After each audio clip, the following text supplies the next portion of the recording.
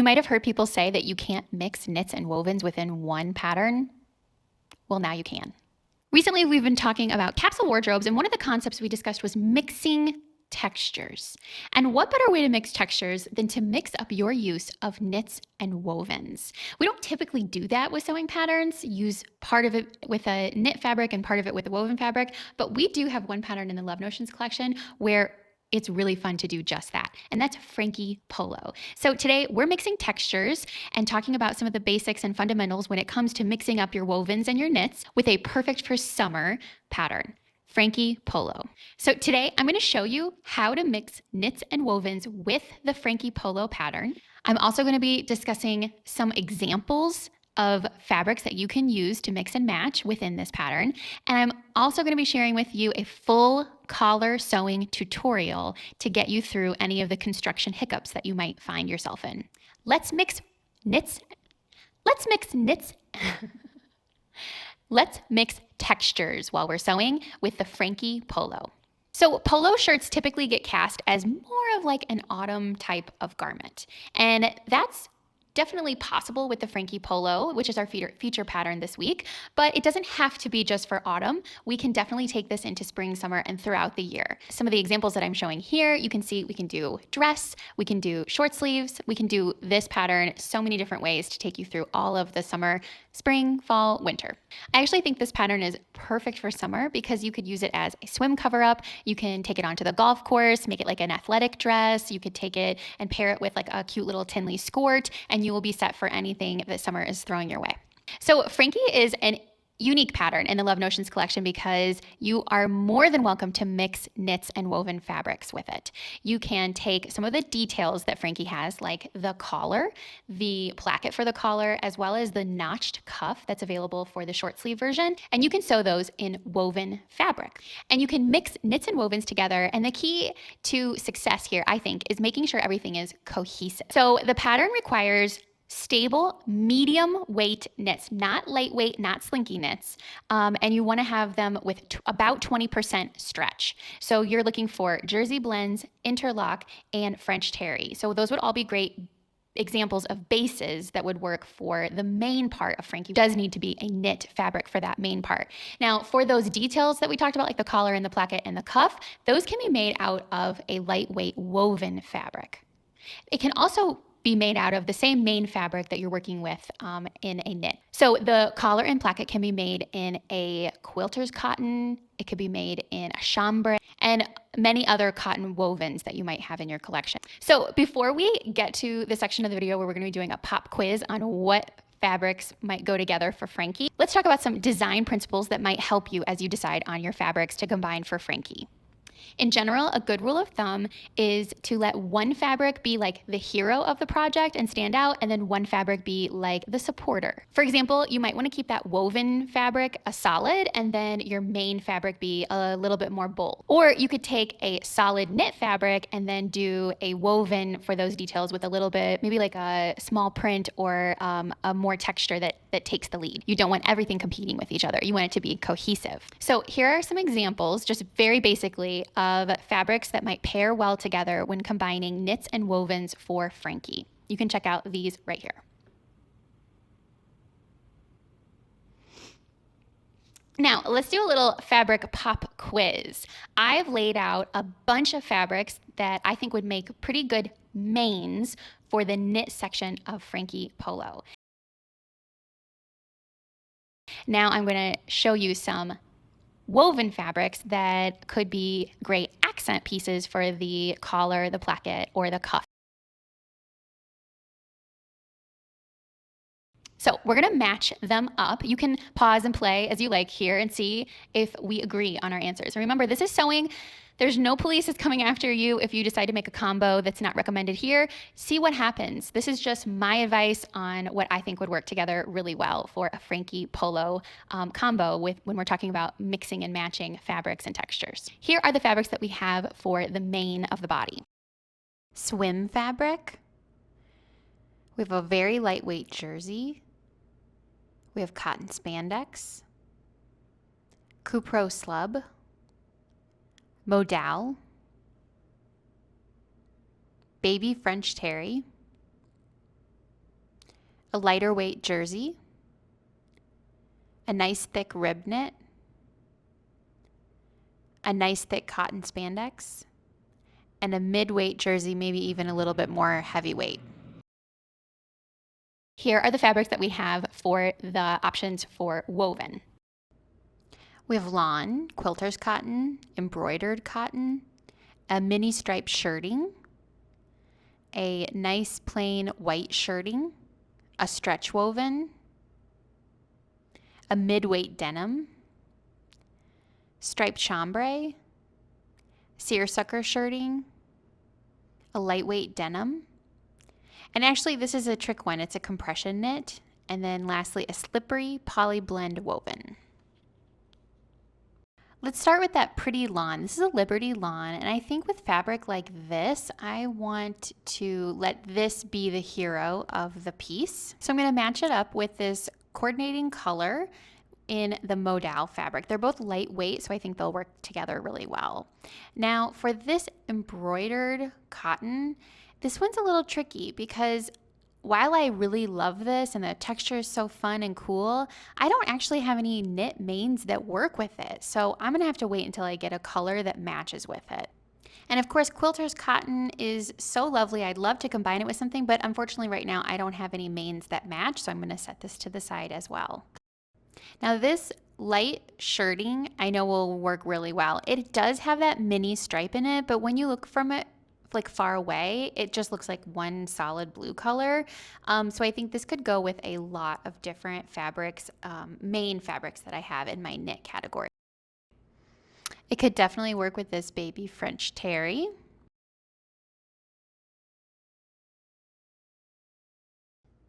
Maybe it could work with that jersey. I think it would be lovely with the rib knit. How cute would that be? So special. Did you see the little bees on this? And it could go with either of the cotton spandex solids that I have as well. I think the white shirting is going to be the one that could go with most things in the collection here. I wouldn't recommend putting this bright white with the more ivory colored French terry that I have, but it could definitely go with the jersey that I have here. I think this would be a nice little match, definitely giving like that rugby shirt vibe. Again, would be so cute with the rib knit.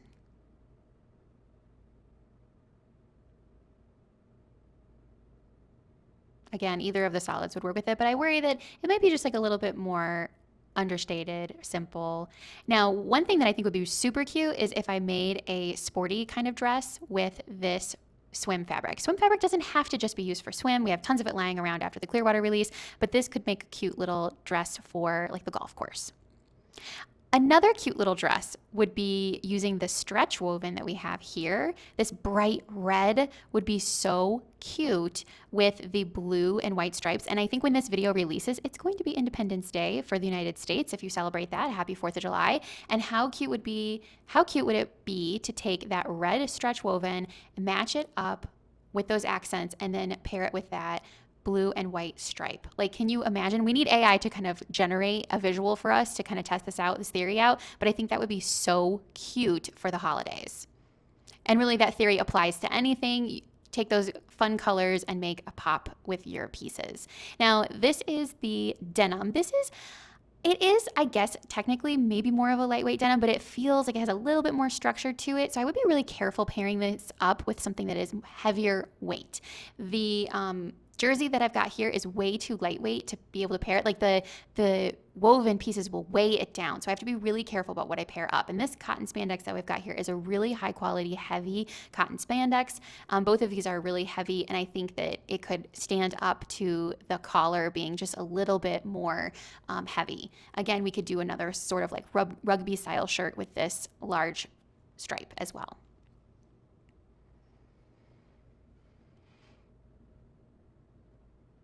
Let's move on to this striped chambray fabric. A design fabric with another printed or design fabric is tricky, so I would want to stick with a solid on this one. I think this would be cute matched up with the solid hunter green fabric here. Now, I just randomly came across this combo in my collection, and I just was struck by how this seersucker plaid shirting kind of fabric. It's so cool and I really love it.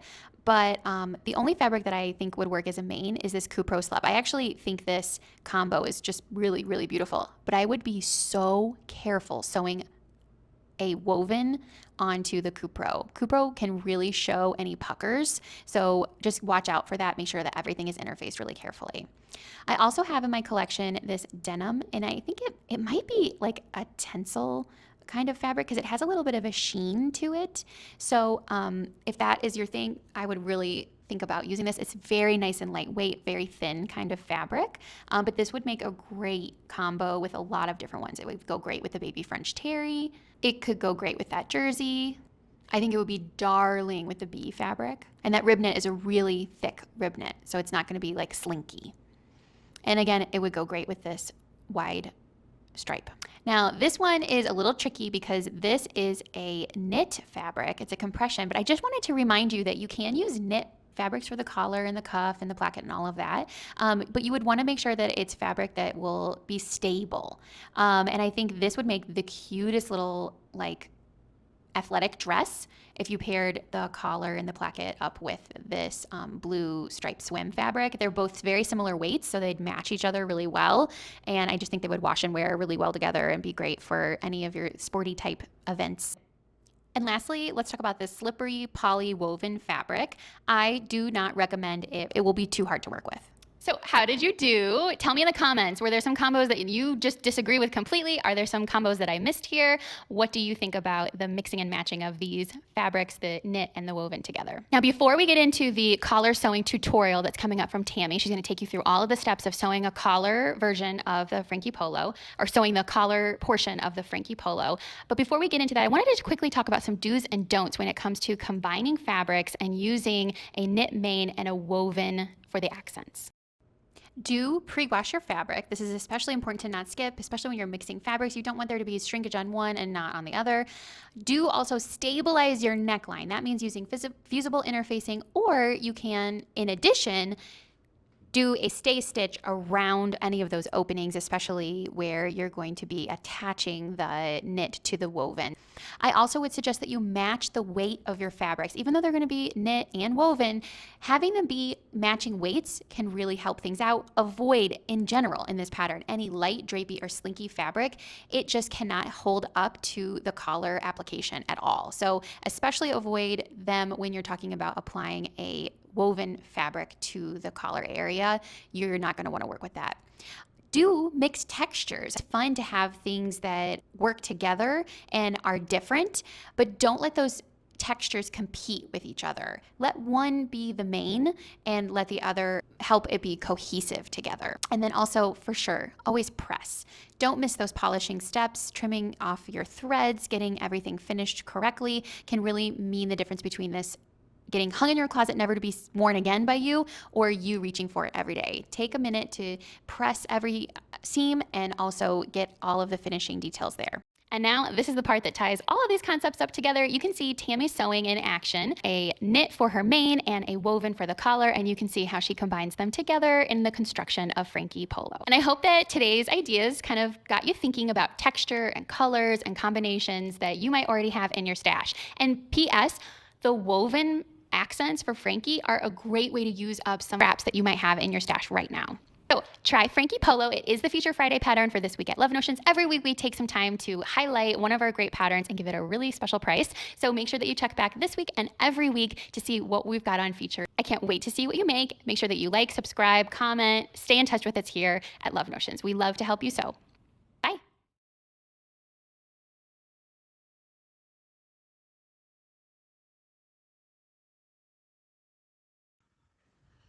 Here's a quick video on sewing the Frankie placket and collar. At this point, you should have your shoulders sewn together, as well as a piece of fusible interfacing at the back bottom of the placket opening, as well as transferred your dots. So here are my placket pieces. There's two pieces. You probably should interface yours. I'm using a denim that's a lightweight denim, but it's still denim, so it's got some heft to it and it's really nice and stable, easy to work with. The one long edge on each placket piece, you should press your seam allowance in. This is a 3/8 seam allowance, so I've just pressed that in on each of these, just on one long side. So now I'm going to take this, I'm going to pin this to one side of my placket, like that. It can overlap the neckline a little bit because you don't want to, be too short or anything. So there's plenty of length in these placket pieces, so you can you can let it overhang by like a 1/2 inch or so. I'm just going to pin that on.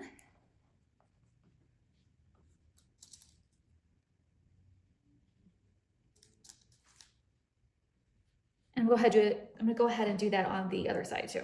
Now I'm going to take this to my sewing machine and I'm going to stitch on each of these raw edges, 3/8 seam allowance from the top of the placket all the way down to my marking. I'm going to work on the wrong side because that's where I've got my markings already marked. So I'll stitch on this side straight down 3/8 inch.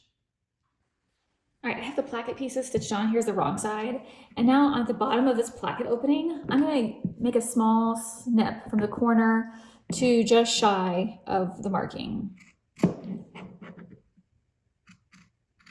Just like that. So you have this little flap. All right, so there's the front. What I'm going to do is I'm going to press it this way. So I'm just folding over the placket piece. So it's over this seam allowance. And then I'm going to press everything this way. And you want them towards the placket. So sometimes it's kind of hard. So what I do is I open it up and I press everything this way and then I fold it over like that. And so then you fold your placket piece in half. Exactly like that. So that's what so there's our seam allowances, and you can see how the seam allowances are towards the placket here. That's what we want. Like so. So now we're going to take our collar and we're going to go ahead and stitch our collar pieces right sides together, and we're going to stitch it like that. And if you need to interface it, I would just interface one side of your collar, not both. You don't want extra weight of the collar to make the neckline floppy. So stitching the collar together, you're going to start on one corner, go up and around. This is like the finished edge, and this is like the neckline edge. The shorter edge is the one you leave undone. So straight stitch, 3/8 seam allowance around here. You can go ahead, if you had an extra overhang on your placket pieces, go ahead and trim them off so that they are level with your neckline, like I did there. And now we're going to take our collar piece and we're going to sandwich it in. So we're going to open up one of our placket pieces and we're going to sandwich it in just within it. What I like to do is I can feel the 3/8 seam allowance in this collar piece. So I'm going to use that feel to line it up with this seam line right here. And I'll just pin that there. Well, actually I'm going to fold the placket so it's inside, fold it over, and now I'm going to pin it in place. So the markings that you put on your collar pieces, those should line up with your shoulder seams. Go ahead and do this side.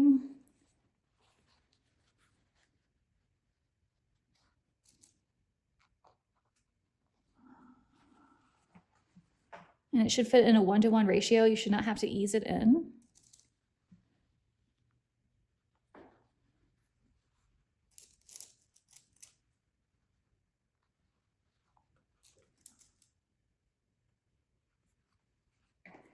All right, now the other side, I'm just gonna do the same thing I did originally, where I'm just going to open up the placket I folded over and just sandwich in just like 3/8 the most, and just fold the placket over.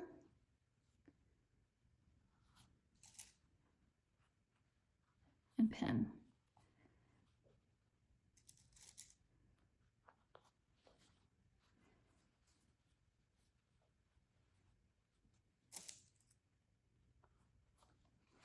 All right, so you see how that is just sandwiched inside the two placket pieces.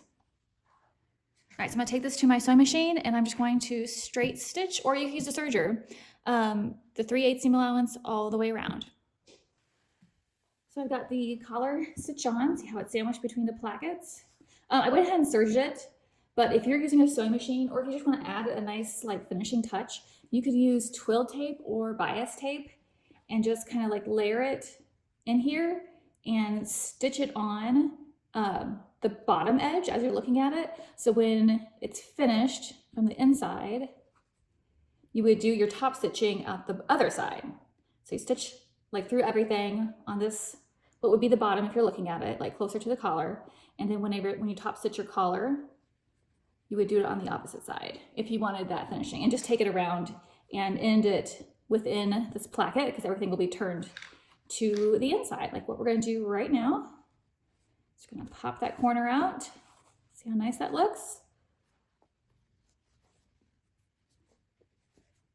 See? So now I'm going to top stitch this inside serged seam down so it will lay flat. So once we've turned our placket right side out like that, so we've got our collar encased and we're about to top stitch the neckline, it is nice just to, well, you definitely need to, but to continue one line of stitching instead of just doing the neckline and then doing the placket if you do it all at once. So I've got all that pressed really well. And now I need to just position the collar so I can top stitch around it. So the collar, the placket area. So I'm going to start, I'll show you how I take care of this bottom here, but you're going to start your top stitching along the outside edge of your placket, but within the placket itself, because you want to catch the seam allowances and everything. You want that to be nice and neat. Okay, so to take care of the ends here, the ends of the placket, and it doesn't matter which is on top, whichever look you prefer, if you have a preference, but we're going to tuck these tails that we've got inside the shirt. We're just going to kind of like guide it in, like so. You can see my markings here. Those are air erase markers, so those will disappear eventually. So just flatten it all out. You might have to like iron this a little bit to get it as flat as you can.